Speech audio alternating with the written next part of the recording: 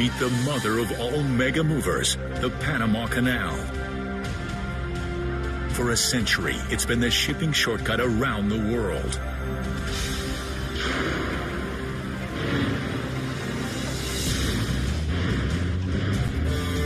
But now this 19th century marvel is struggling to keep up with 21st century demand. There are more ships than ever on the high seas, and if the canal can't push them through, they'll take their business somewhere else. It's a make or break moment for this mega mover, and it will take an army of men and machines for it to keep up with the competition.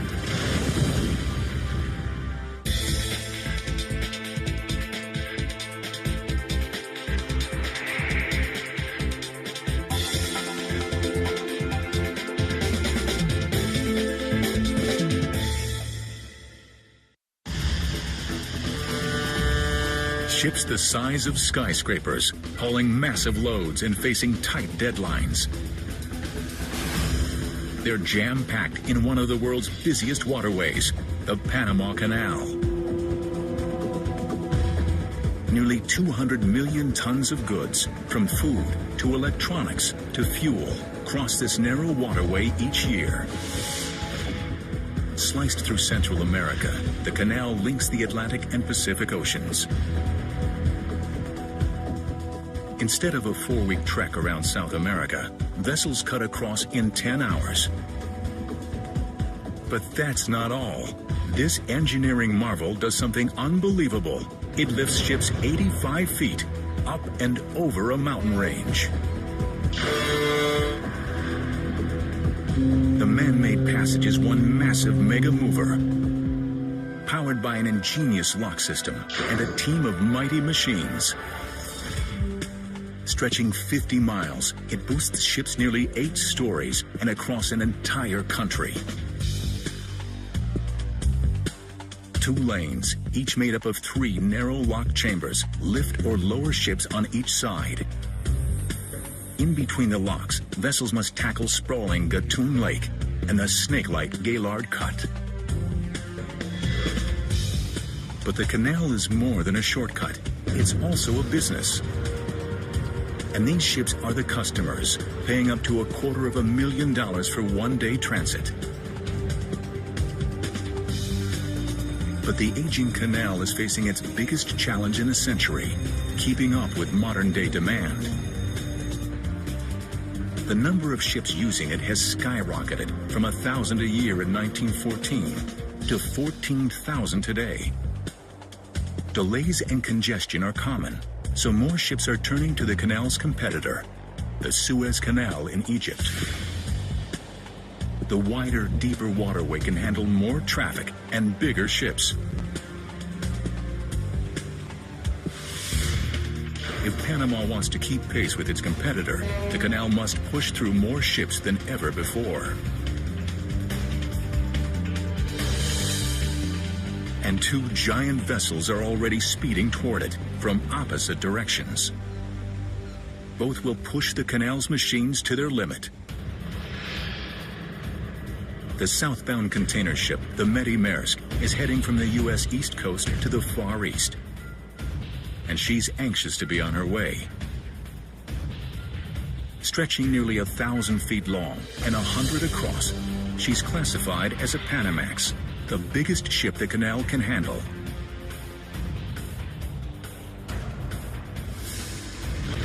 On the canal's opposite end, a towering car carrier named the Kentucky Highway is closing in on the Pacific locks. The northbound ship is delivering vehicles from Japan to the southern United States. But the ship's staggering 10-story height makes her incredibly hard to control. If she runs into trouble, the traffic could back up for miles. As if that weren't enough, the canal is up against another challenge, one it hasn't faced here in 15 years. At sunset, crews must replace a 4-story, 400-ton gate at the Atlantic locks. This is a job for the floating crane Titan. But to install the gate, Titan will block the entire lane, cutting traffic flow in half.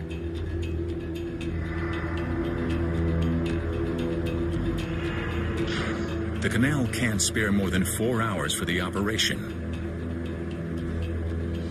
But crews can't turn their attention to the gate yet. The Medi Maersk is heading straight for them, barreling down on the Atlantic locks.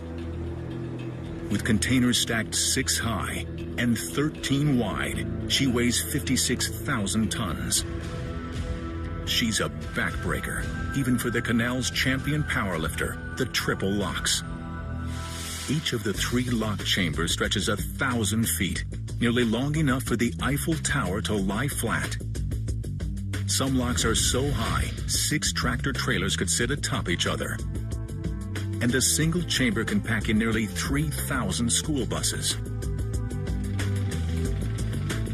When they were built, the locks were the world's largest, but today's vessels like the Medi stretch them to their limits.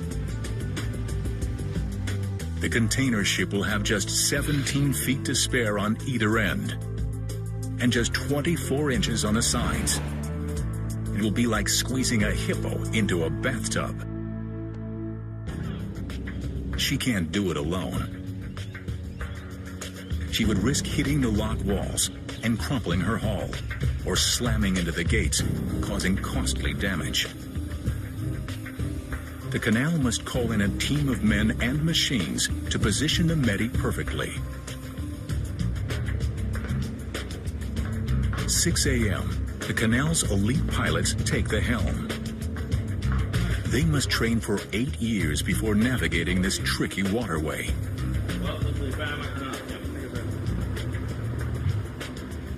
Captain Eric Christensen has successfully steered this container ship 10,000 miles from Hong Kong. But even the most experienced captain must relinquish control here. Okay, Roger.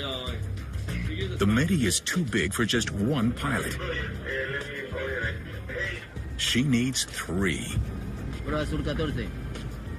Stationed on the wing, bridge, and bow, the pilots can't take their eyes off any part of her, even for a second. Raoul Foyer is the bow pilot. We're trying to drive steel ships into concrete boxes. Inherently, that's dangerous right there. Time to rein her in. 2 rowers attach the ship to the approach wall. The Canal needs raw strength to pull the Medi in. Meet the mighty mules.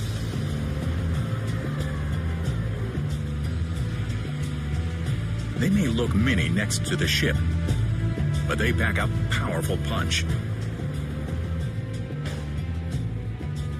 Each one can pull 35 tons, enough force to hold 9 SUVs. But at 56,000 tons, the Medi's so heavy, 8 mules strain to pull her forward, without smashing the sides. There are inches to spare.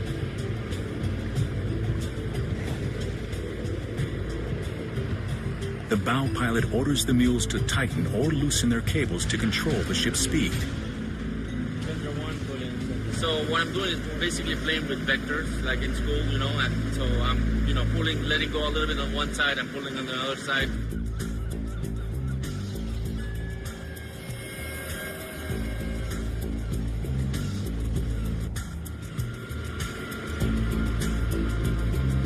Finally, she's in. Time for the locks to show their strength. Down below, the lock floor erupts. 100 valves blast open, and water explodes. 26 million gallons shoot from the upper lock to the lower one without pumps. Gravity creates this awesome force. Pretty amazing considering this system is 100 years old. One more boost, and the Medi clears the first hurdle. Her pilots can relax, for now. But trouble looms 50 miles away. The Canal is about to take on the northbound car carrier, the Kentucky Highway, a ship even trickier than the Medi Maersk. The Canal's machines must perform perfectly, or they'll lose control of her. And this backed-up waterway can't afford any accidents. The Kentucky Highway speeds toward the Panama Canal's Pacific locks. She's set to enter early the next morning. Packed with pricey new automobiles, she paid Canal authorities nearly $200,000 and is a top priority. Her crew is depending on Canal pilots to keep their precious cargo safe. But the Kentucky Highway has just 72 hours to get these goods to the U.S. East Coast. Luckily, this car carrier is more than a megaship. She's also a speed demon. Because her cargo is lightweight, she sits high in the water.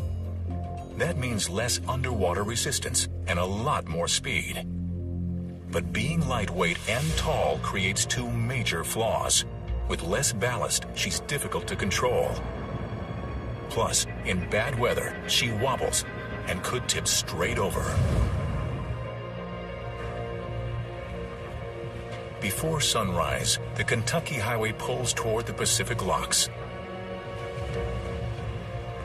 This approach is as hard as landing a jet on an aircraft carrier.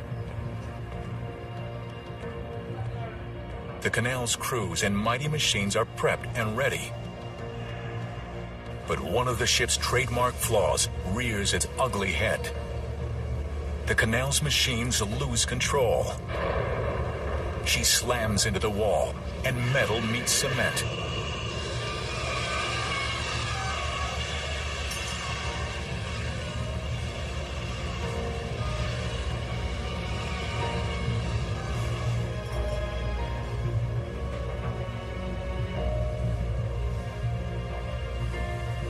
Fortunately, the ship is not seriously damaged. The pilots can't dwell on the collision. With ships lined up behind them, they must steer the Kentucky Highway through the narrow locks. The ship must pass through 3 locked chambers. The first is at sea level, but the canal's waters are 85 feet above sea level.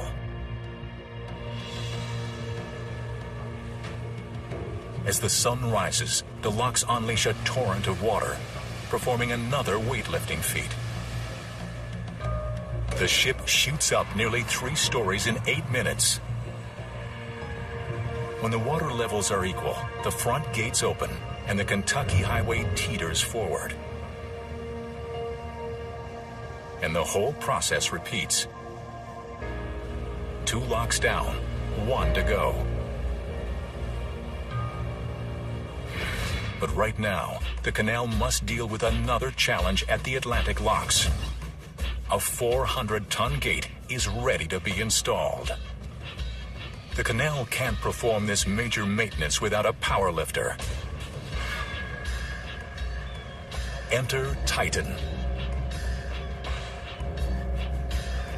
Standing 23 stories high, this floating crane is on a tight schedule. Gate installation used to take 10 hours.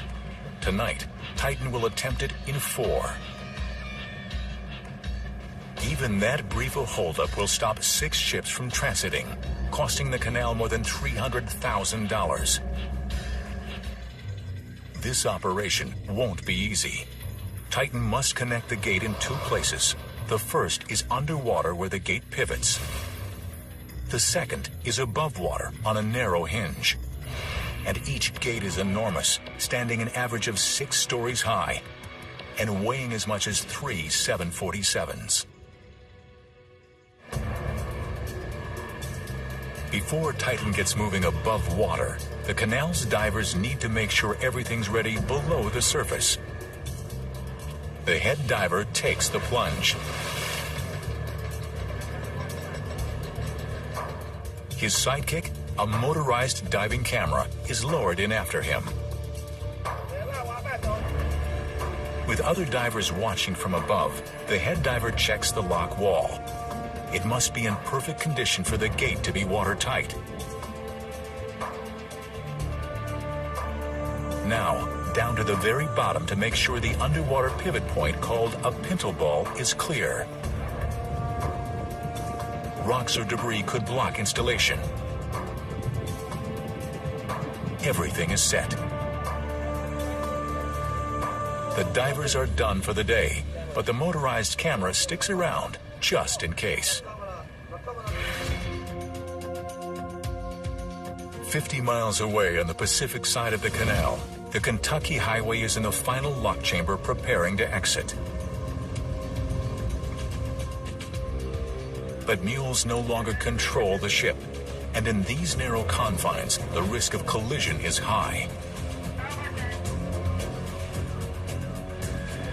As the pilot pulls away, both he and the captain realize they have a serious problem. The ship next to them is pulling out at the same time, and they're too close to each other. Now, suction pulls both of them backwards. If they collide, the Kentucky's hull could be sliced open, sinking the ship.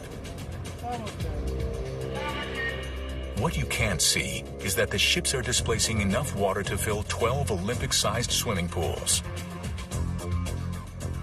They leave a sort of footprint in their wake. When the ships accelerate, water rushes into their footprints, creating backward suction that can, at first, overpower forward-thrusting engines. Now, the bow of the other ship is on a crash course with the Kentucky Highway's stern.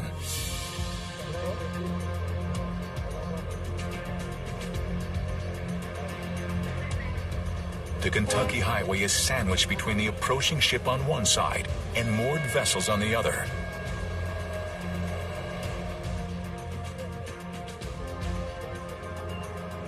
To make matters worse, tugs are on the outside of both ships and in no position to help.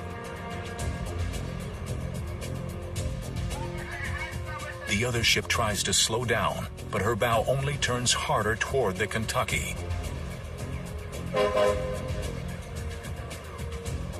The Kentucky's pilot gives the order to thrust forward.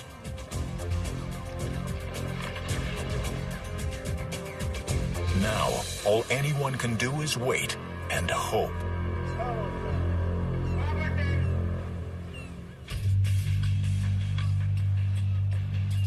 There is only one place in the entire Panama Canal where giant ships meet head-to-head: Gatun Lake. And the container ship, the Medi Maersk, has just entered it. This is the only stretch wide enough for two-way traffic. The lake is big, and canal workers can only maintain a safe depth in a small section of it.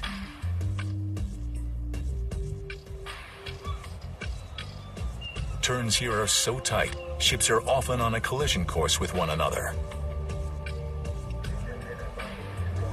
Starboard 20. And with a record number of container ships in the lake, the pressure is on to navigate perfectly. Visibility is crucial. And today, it's raining. Raining season lasts a solid 8 months in Panama. Along with torrential downpours, it can also bring dense fog. A pilot's worst nightmare. Any day, anything can happen. It's very difficult to predict the weather here in Panama. And there's another problem. The pilot's view is blocked. The Medi is so long and stacked so high, all he can see in front of him is ship.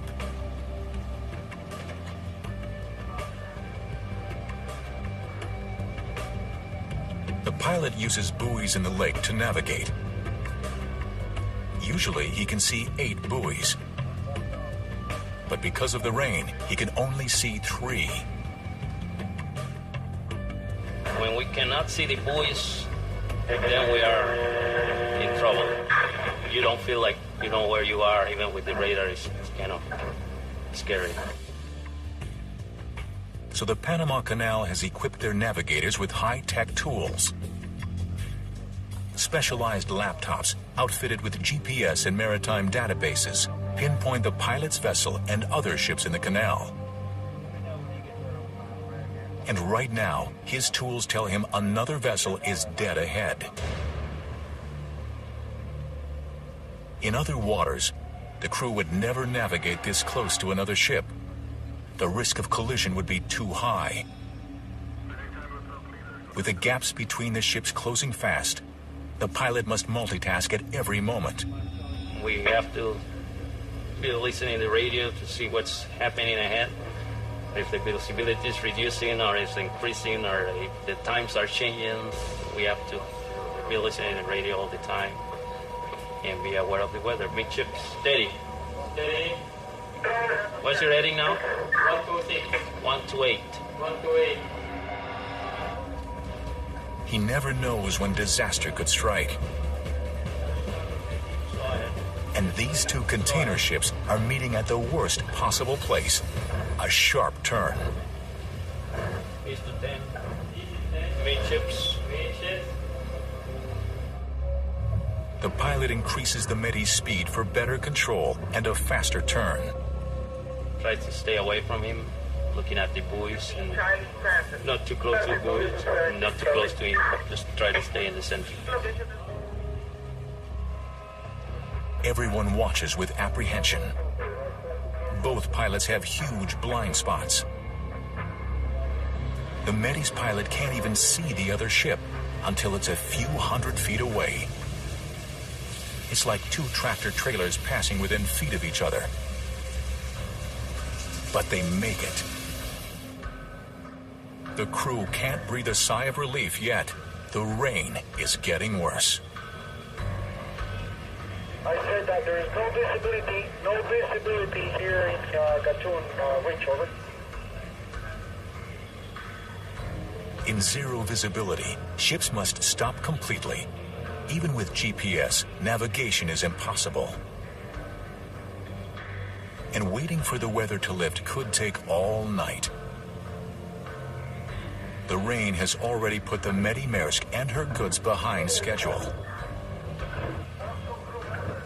The canal can't afford another delay. The Medi is a high-paying customer, and the canal has promised her passage by day's end. The pilot calls to a vessel ahead of him, hoping for good news.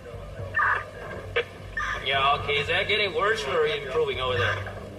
Well, for me, it's getting worse. It was better by some problem, but now looks like it's not lighting up from east to west. I can see the east a lot better than I can see the west.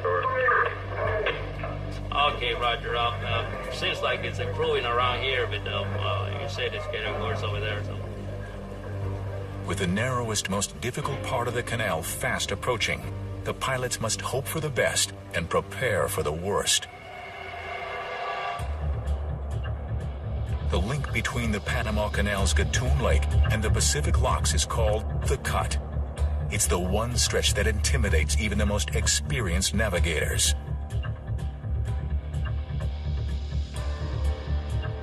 This link is terrifyingly narrow, with sharp twists and turns.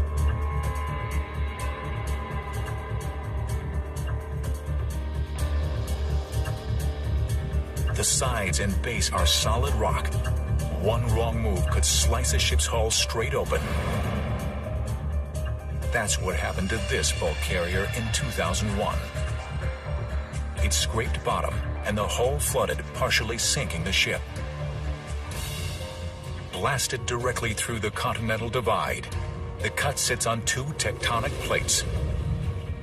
Constant geologic activity has created especially unstable rock. As a result, several 100 million tons of soil above ground tumble into the cut every year. The only way to keep the passage clear is with the world's biggest underwater earth movers. Meet the demolition duo. Baru, one of the newest, most powerful drill barges on the planet. And the Christensen, the biggest dipper dredge boat in the world. Together, the Suez Canal, the only other shortcut between Asia and the U.S. East Coast. The route takes longer, but the Suez is bigger and by some accounts, cheaper.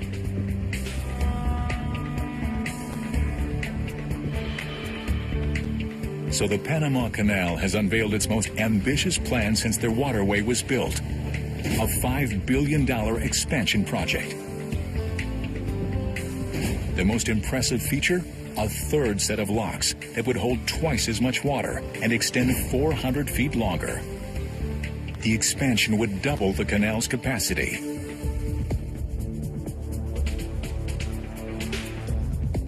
But that means the cut needs to get bigger too, both for future ships and today. The canal's dredging team has moved more dirt than original crews did to build the entire canal.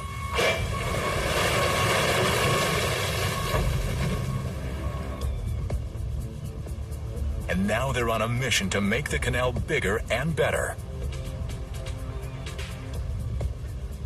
The goal? Get the canal ready for the next generation of super ships.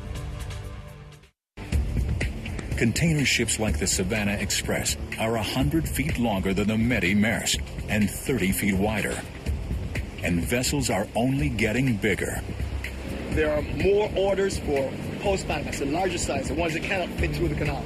Those are the ones that are in order. And so if we don't follow along with those trends, we're going to be left behind. Panama is already losing customers to this giant fleet.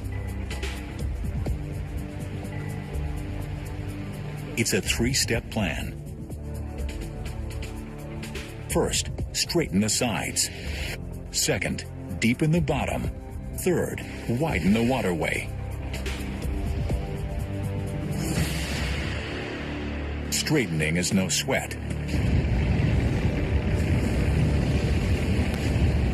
Land-based crews obliterate the cut's sides with explosives.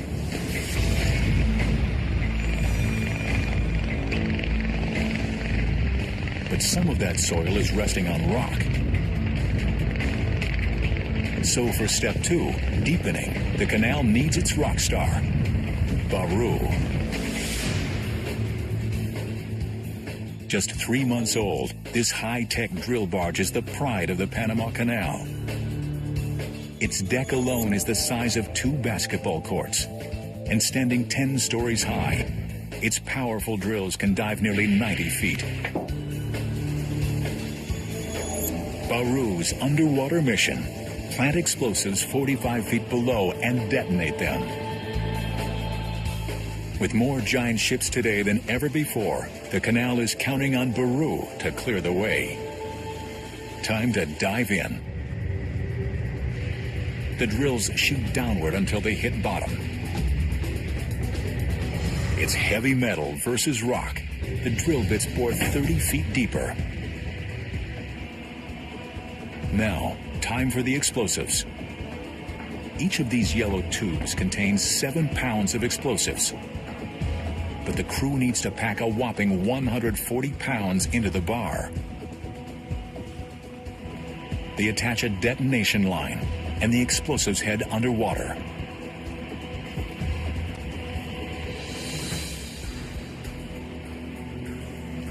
A styrofoam block marks each explosive hole. For today's massive blast, there are 40 holes packed with a whopping 3,500 pounds of explosives.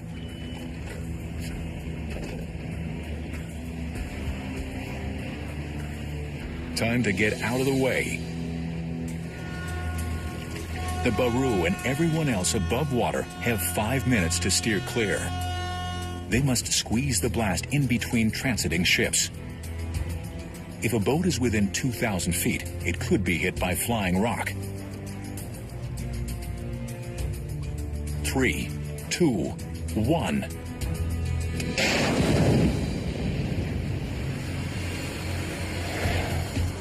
That's 2,500 cubic meters of solid rock obliterated. Now for step 3, widening. The Canal calls in Beru's partner, the Christensen. Weighing in at a whopping 4,200 tons, this dinosaur-like machine is the world's biggest dipper dredge. Her crowning feature, a massive head that can lift the weight of 8 school buses.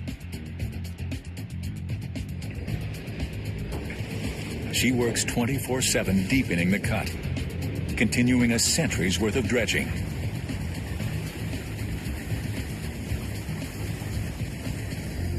Pete Murata is her captain. If we stopped dredging within a year or two, there wouldn't be enough water to pass the size ships that we pass now. The soil and silt are no problem for the Christensen's giant mouth, but there are some things even she can't swallow. Often, the Beru's blasts create boulders that won't fit through the Christensen's mouth. Left alone, the boulder could tilt in the churning waters of the cut and gash a ship's hull.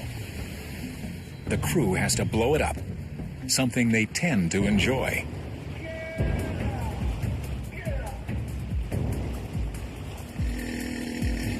The claw holds the boulder steady, and workers drill straight into its center.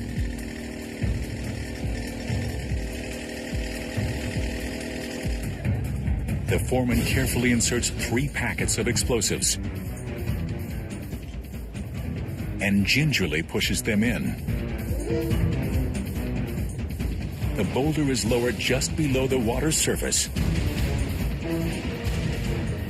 And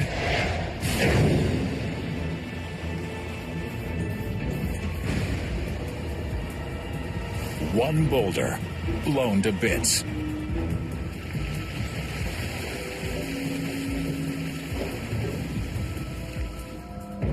The cut is ready for the Kentucky Highway. But back at the Pacific Locks, the Kentucky Highway isn't ready for the cut. The car carrier is on a collision course with another ship.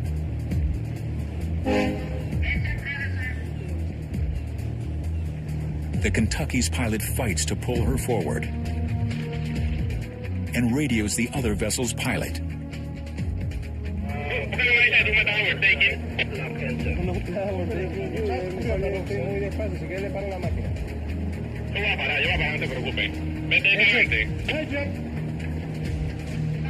The other ship stops, and finally, the Kentucky's stern clears. But that was way too close for comfort. In the Panama Canal's Gatun Lake, the rain is still coming down, drastically reducing visibility. And the container ship, the Medi Maersk, is in the thick of it. The head pilot has been on duty for 8 stressful hours. Now, he must hand over control to the final pilot. GPS shows the Medi must cross paths with one more container ship before entering the cut. 105. As the ship approaches, the pilot expertly navigates past it. The Medi has finally reached the end of Gatun Lake. Next up, the cut. But the bad weather has put her behind schedule. Even if things go perfectly, she may be stuck in the canal all night. And she can't power ahead yet. The Kentucky Highway is entering the cut on the opposite end. She's paid a premium to get through faster. But this car carrier is even harder to handle in the cut than she is in the locks. On sharp turns, the front looks perfectly stable, but the tail swings drastically and tilts. The Kentucky encounters her first hard turn. All the time you're worrying. You got to keep an eye, especially with these car carriers. Javier de Orbegozo has been a canal pilot for 16 years. His orders will make or break this ship's passage.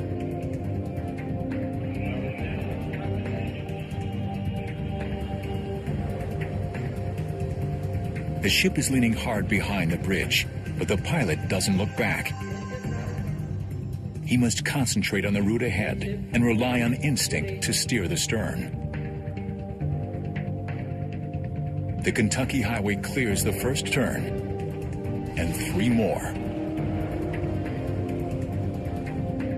At the end of the cut, one final test, squeezing past the demolition duo just 150 feet away. She sails safely past. This is where the cut ends and the lake begins. But half of the canal still lies ahead of this ship, and daylight is fading fast.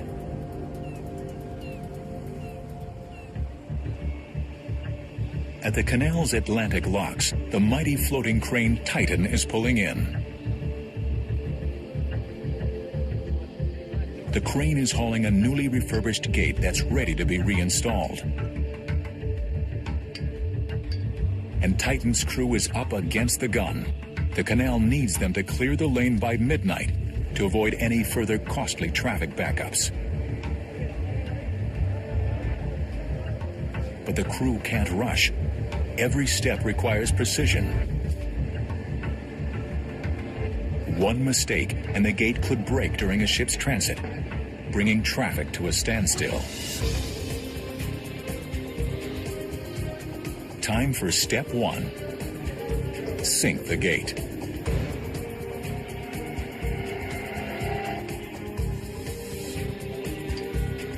Step 2. Titan must balance the gate on the pintle ball, the bottom pivot point. Titan's powerful hydraulic lifts push the gate forward.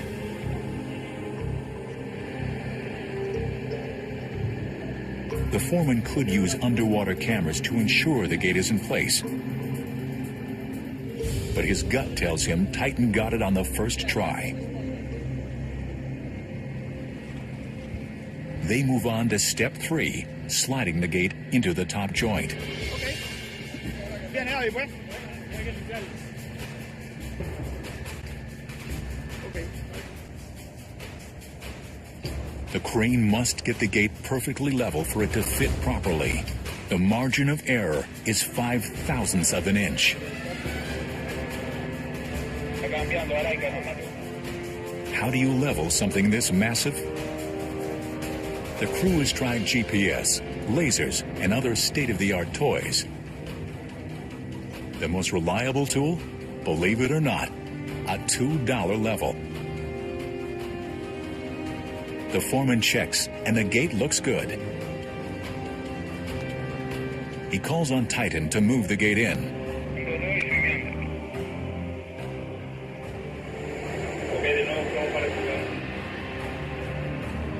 The first attempt? Not quite.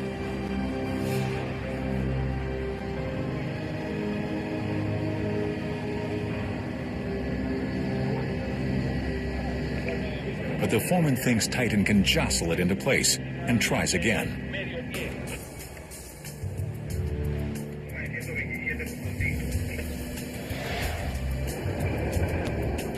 Abruptly, he tells Titan to stop. The crane barely brushed the gate against the lock wall, but it was enough to crumble concrete. Now, the crew questions whether the gate was sitting correctly to begin with. Luckily, a diver is standing by. Time for the underwater camera to get in on the action. It dives down and shows that Titan got it right. The gate is on the pintle ball. But there's bad news. That brush with cement broke part of the wall away. And now, that piece is sitting where the gate will eventually nest.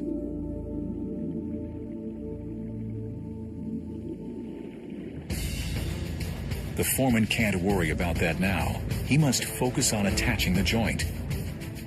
he is frustrated. A task that can take as little as 30 minutes has now taken twice that. And the gate isn't even in place. The crew feels the pressure. Ships are fast approaching. They say Titan has never had this much trouble aligning a gate. The entire operation is behind schedule. If Titan can't get this gate in on time, the backups will stretch into both oceans.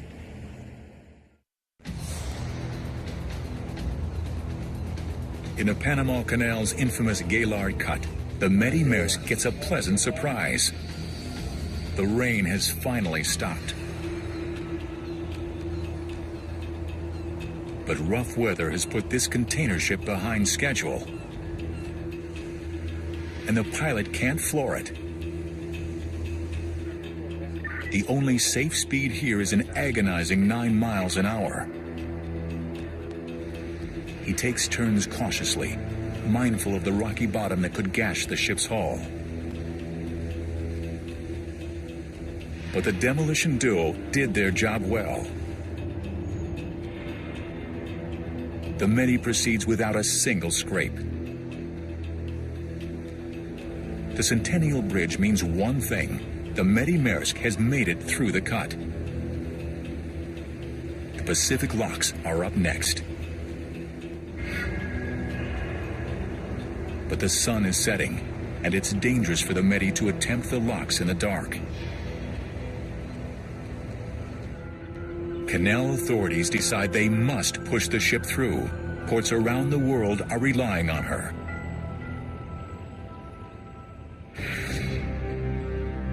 The sun has already set at the canal's Atlantic locks as Titan and his crew struggle to install a massive gate.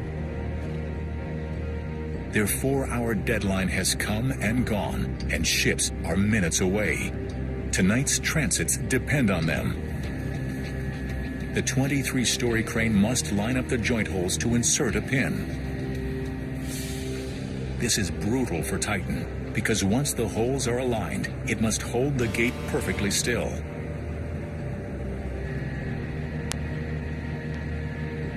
A little wiggling,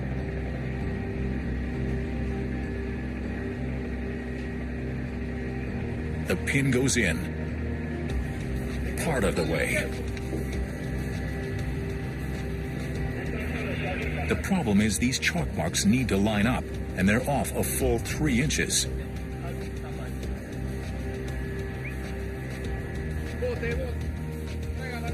Now, the workers must rotate a 500-pound pin. It's one challenging leg press. But it works. The pin goes in. Crews attach a hydraulic jack to open and close the gate. Then welders go to work.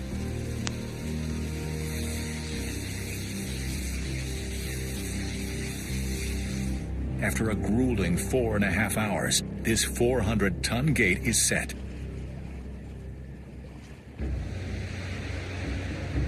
Time to see if it can stand on its own. Titan's claw releases. And success. The gate is secure. But the million-dollar question, does it work? Absolutely. The powerful gate hits the chunk of concrete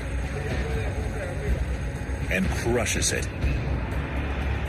Nothing is getting in this gate's way tonight.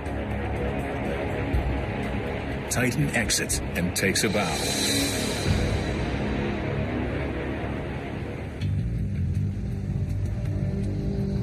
The Kentucky highway pulls into the Atlantic locks without a scratch.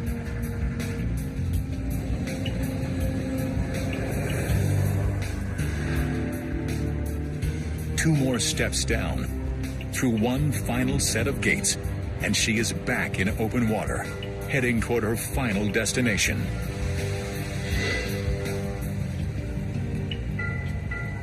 The canal saved her 4 weeks at sea.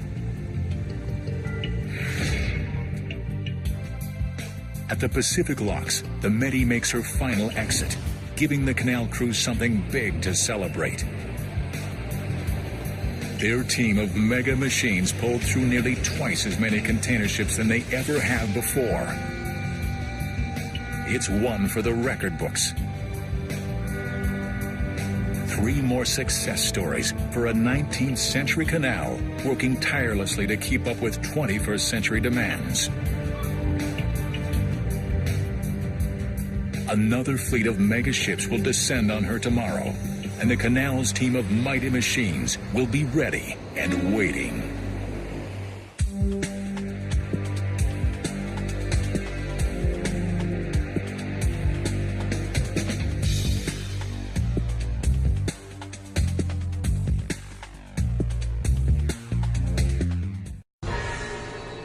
Standing proud off the coast of Dubai is one of the most incredible buildings on the planet.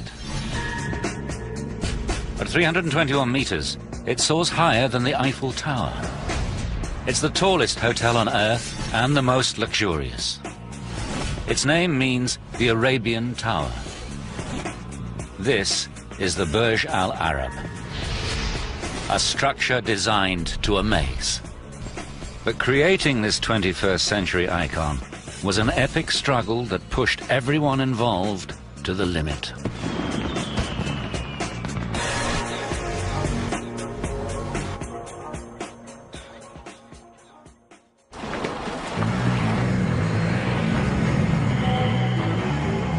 In November 1994, construction began on the world's tallest and most luxurious hotel.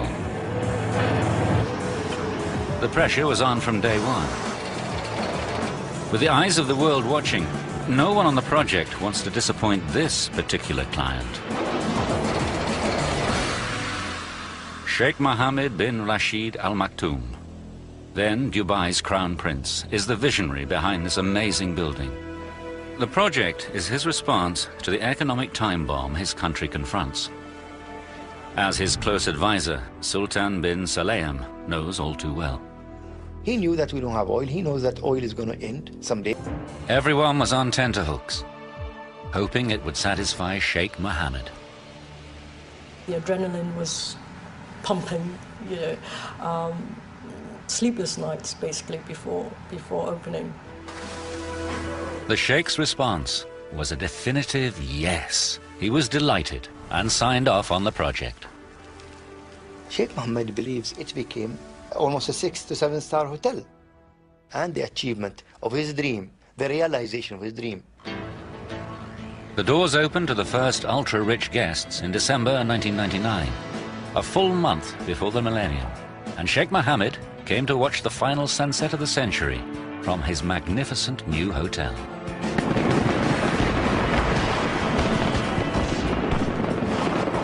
Architect Tom Wright and the team have fulfilled the brief. Every part of this iconic structure is extraordinary. A spectacular combination of fire and water greets you before you even enter the building. In the ground floor restaurant, a team of divers care for 700 exotic fish in this 280 cubic meter tank. The result allows guests to get intimate with sharks while they eat. At the opposite end of the world's tallest hotel, this amazing feat of engineering, the Cantilever restaurant, delivers Tom Wright's vision of dining in the sky. Staying here doesn't come cheap. Suites cost up to £14,500 a night. And for guests with that kind of money, there's the helipad weighing 330 tons, projecting off the building a full 200 meters above the sea. When it's not being used as a tennis court by Roger Federer and Andre Agassi, it offers a very exclusive way of arriving at the world's most exclusive hotel. The Burj Al Arab is a project of a lifetime. No other project will ever match this one. The engineering triumph of creating Dubai's first artificial island has had far-reaching effects. It's paved the way for a series of enormous schemes, each more ambitious than the last. From the Palm Island, which tickets sold out in 3 days, to the world islands and beyond.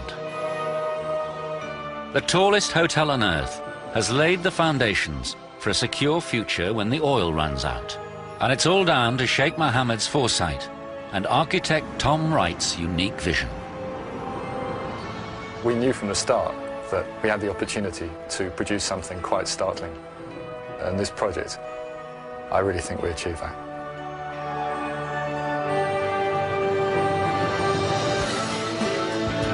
An incredible new series next year on 5, exploring the concept of genius, asking if it's genetic or acquired or even an accident. My Brilliant Brain begins with a 7-year-old concert pianist. While on 5 US, it's dirty, very, very dirty. More in a moment.